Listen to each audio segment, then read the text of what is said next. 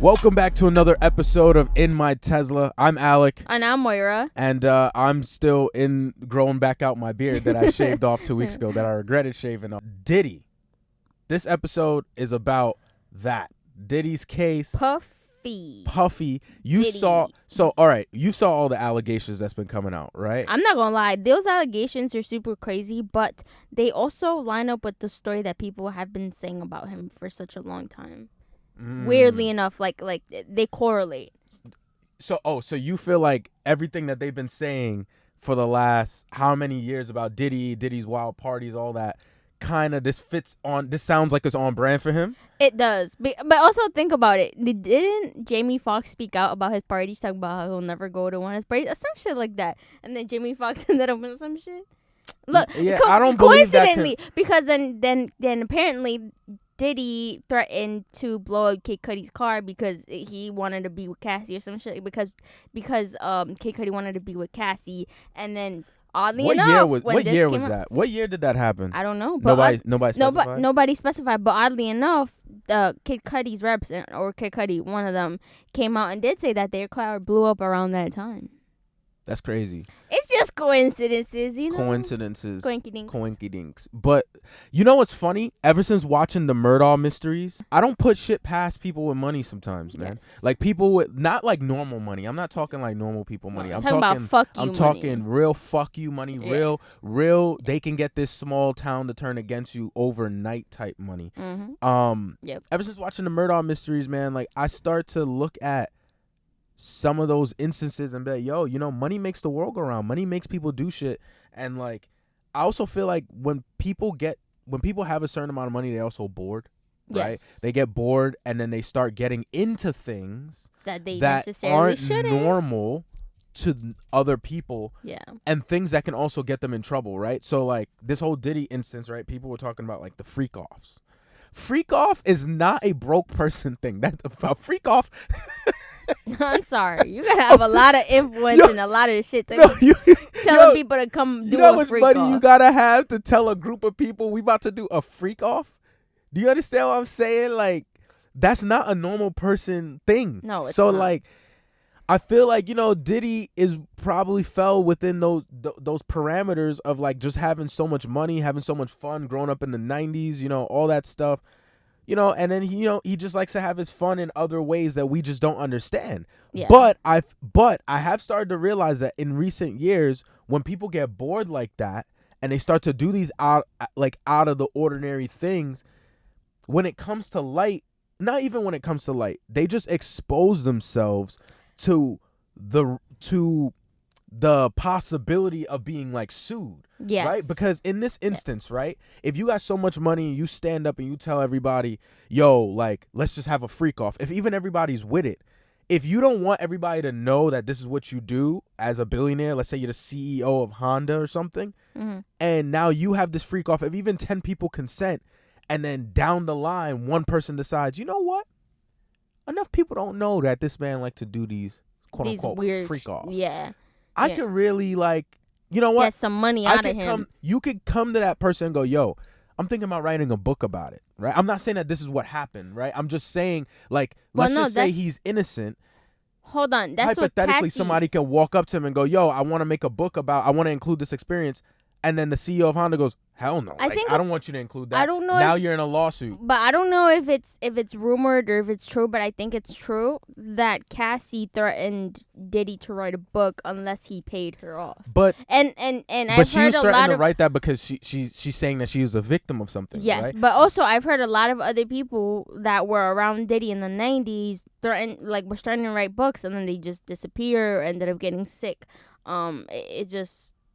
It's just some weird stuff. It's just some, like, one of those, like, occult things that you just, like, you're like, look, listen, I get it. I understand. But these accusations, these things, these allegations are starting to stack up and look bad against you. But here's something. Go ahead. You want to know what else I've noticed?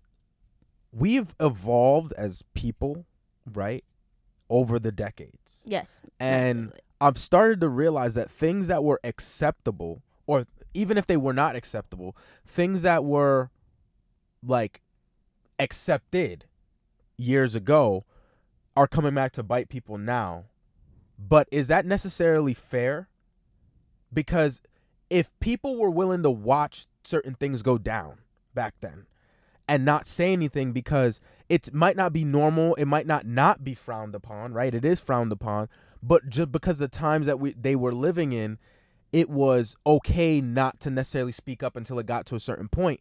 Why does it make it okay now in 2023 to like criminalize? I'm not saying we shouldn't. I'm just saying what makes it okay now to criminalize somebody based on something that people were willing to turn a blind eye to that's true. back then. No, I get what you're saying. I'm but playing I devil's think avocado with that. I don't know if that's necessarily completely fair to that individual.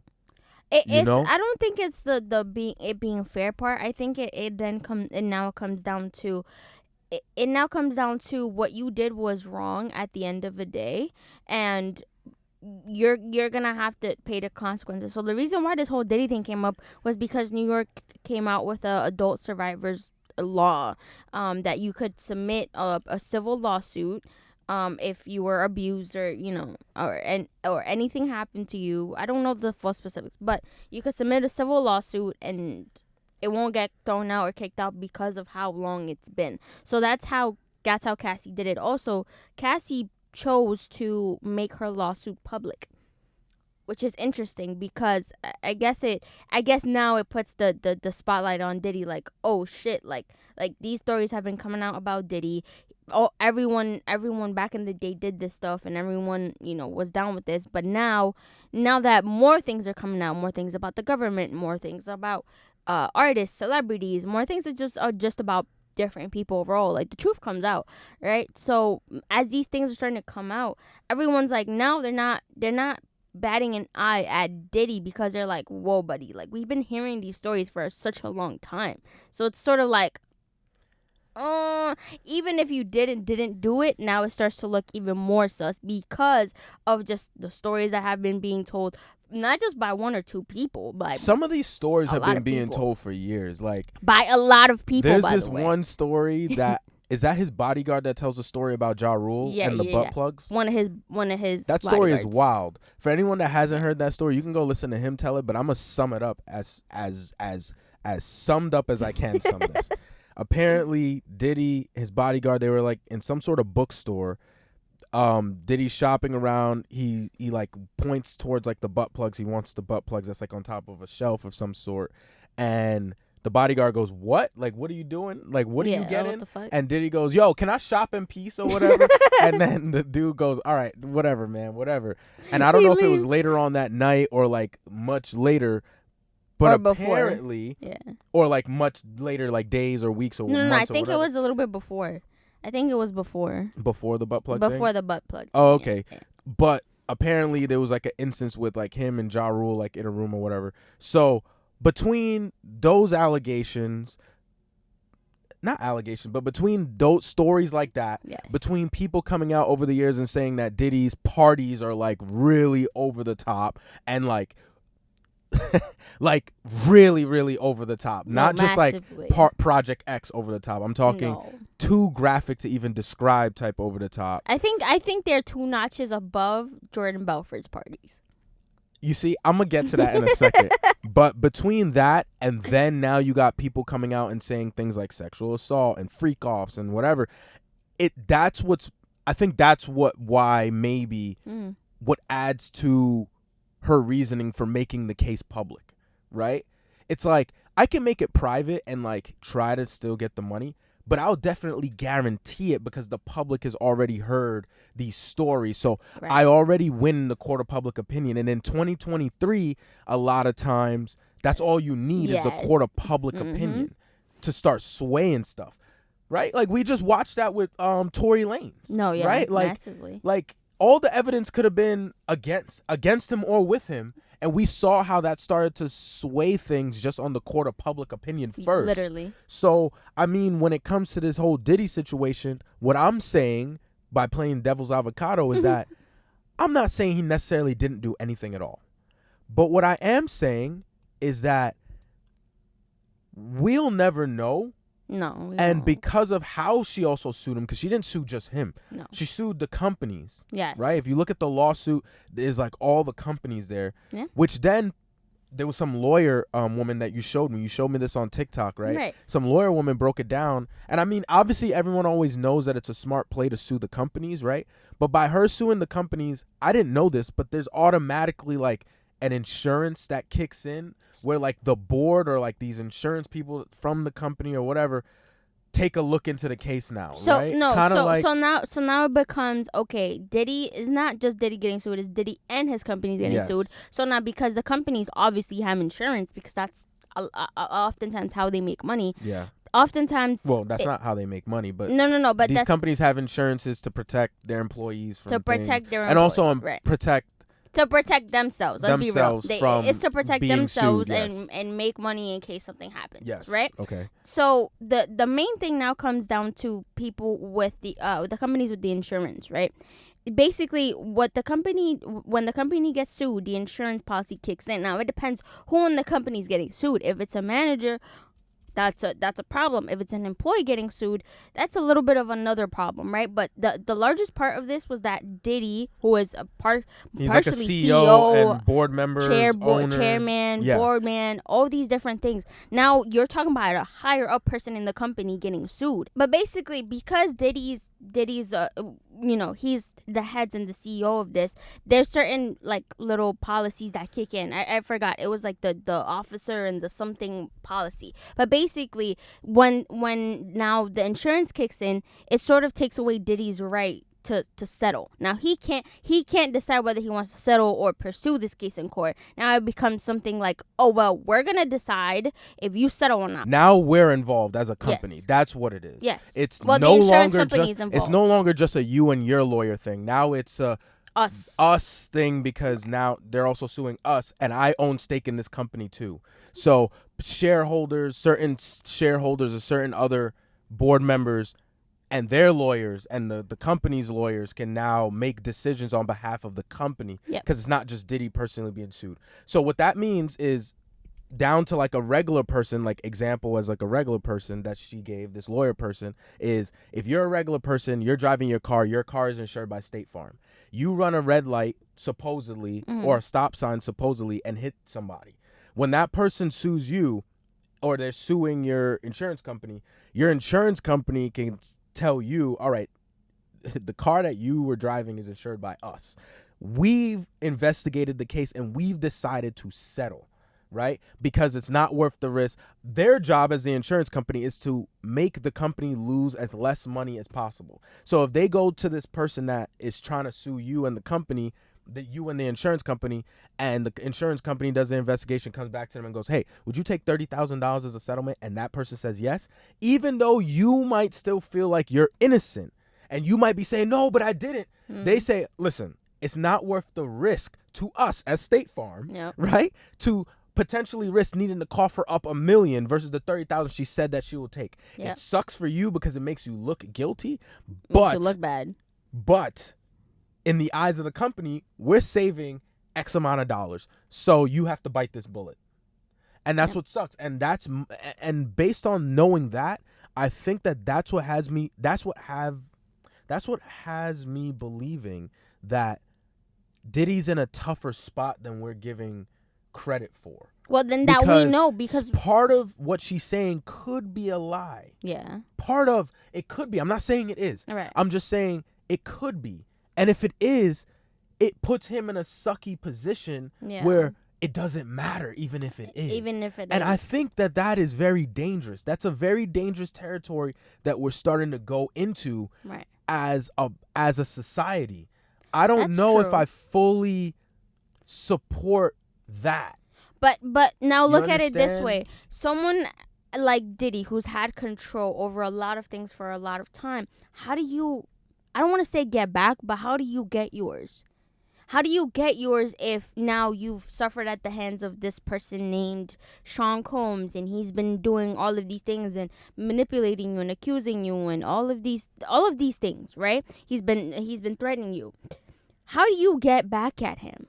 How do you get yours? That's true. You now have to go to these extreme measures to get yours, to have your peace of mind that he's not gonna come out any day and just blur you out. No, that's true, and I think that's that, the part and I that think sucks. the part that I give, the benefit of the doubt that I give in this whole situation, it's not that I'm not saying I don't believe what Cassie's saying. I do believe to a certain extent what she's saying, right? That's just me personally, but the fact that she initially approached the situation supposedly with, I want to write a book about it and include these experiences, and not necessarily just like trying to sue right out the gate. And we don't know, but it seems to me that she more wanted to write a book and share her stories. Yes. And that's her version of the get back, right? Seems a lot more, makes it a lot more like believable, right? Because obviously if you want to write a book about something rather than just trying to just sue just for money, that's your way of saying, okay, I'm taking back control of my situation. Like, you put me in a situation where I had no control. Right. My way of taking that back, because I know I probably can't beat you in court because you have more money, you got more power, is I'm going to write a book, expose you. In the court of public opinion, you'll get a little shame. I make a little money, but at least we don't got to go look at each other and get lawyers and all this other shit. Right. But who knows what happened with the book? Who knows if, like, but I'm not going to lie. Threaten her, or there might have been way worse shit in that book. You understand? Way worse shit in that book. I understand. I've heard other people say the same thing. When I heard that there was potentially going to be a book, I was like, first of all, you know how detailed books be getting? But they get into books detail. Books be getting detailed. they like, get in it. I've read a Harry Potter book before, and I've seen the movie. The movie ain't got shit on that book with the details. I read Hunger Games, and I watch Hunger Games.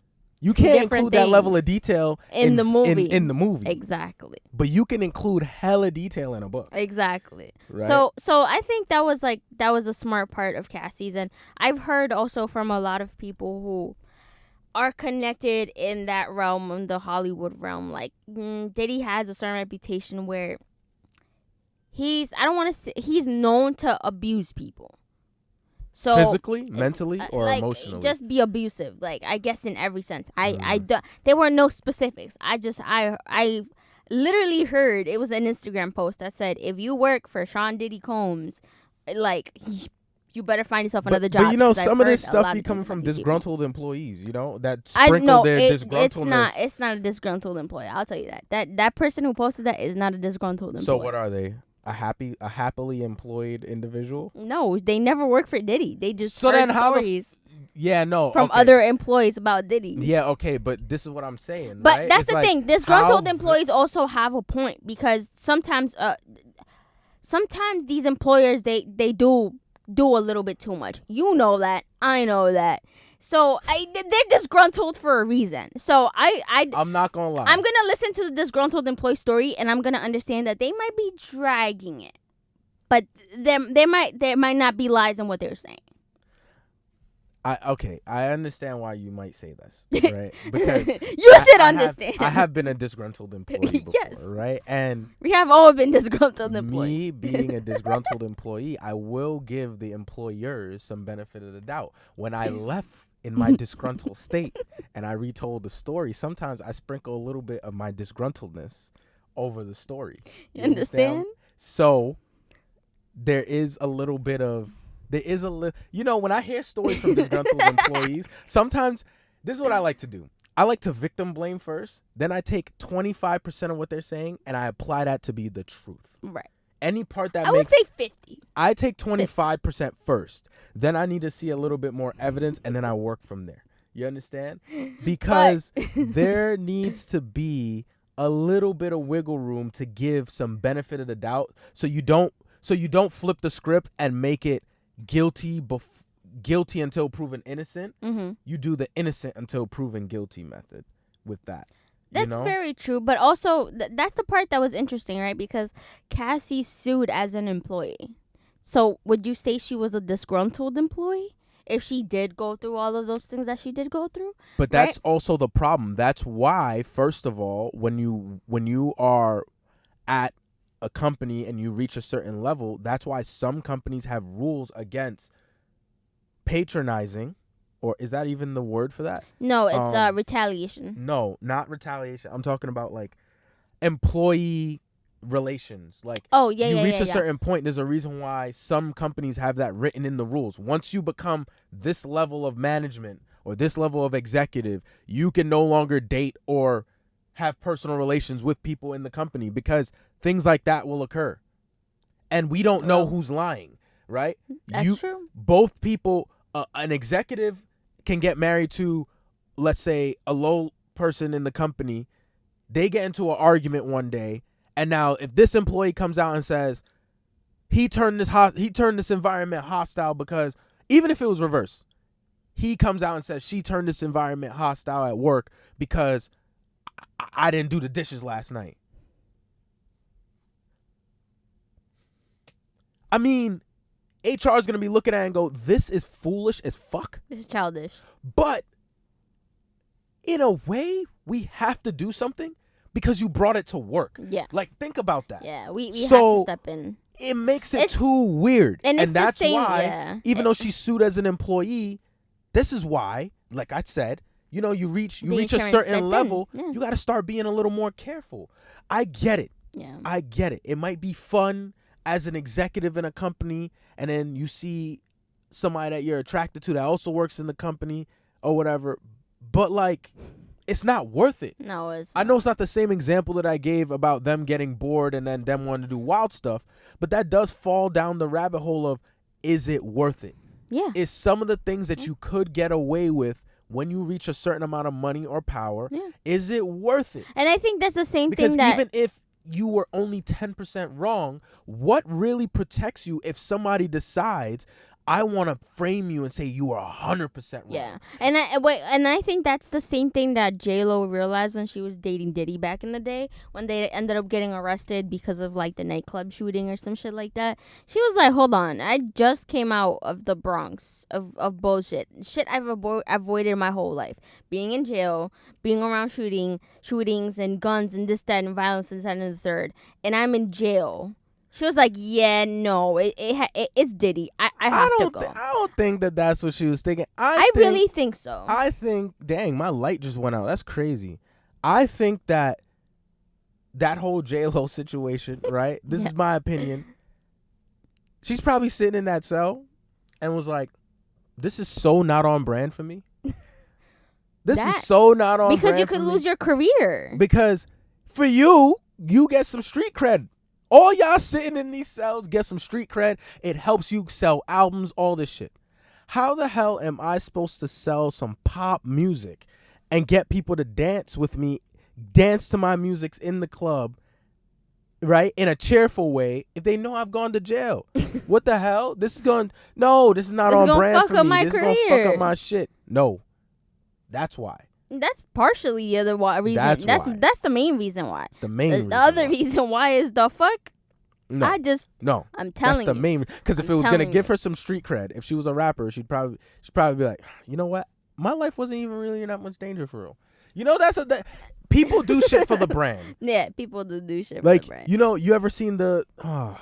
We got it. Yeah. But you ever seen the you know, the do it for the Vine or the do it for the Instagram? Yeah. Do it for Instagram? Yeah. Do it for the Vine, yeah. That's a term that's always existed. Yeah. But it just changes over the years. Yeah. Do it for the Vine, do it for Instagram, do it for the crowd, do it for whatever. Whatever you're doing it for is always for your brand, your likeness, your whatever. Right. It's always how it's going to show you out into the world. And it's like, in your best light that you want to be shown in. Right. How you want to be perceived, how you want your character to show to the world. So yes. And I mean, to bring it back full circle, I think that Diddy's brand, when it came to partying for so long, was just too on the wild side. It was too legendary. Yeah.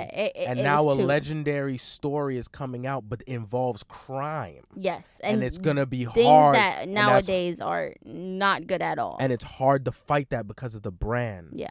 You know? Yeah. So we'll see. If he did it, may justice be served. Yep. If he didn't do it, I hope everything gets cleared up and we learn all the right truths, you know? I don't know if we ever will. I don't either.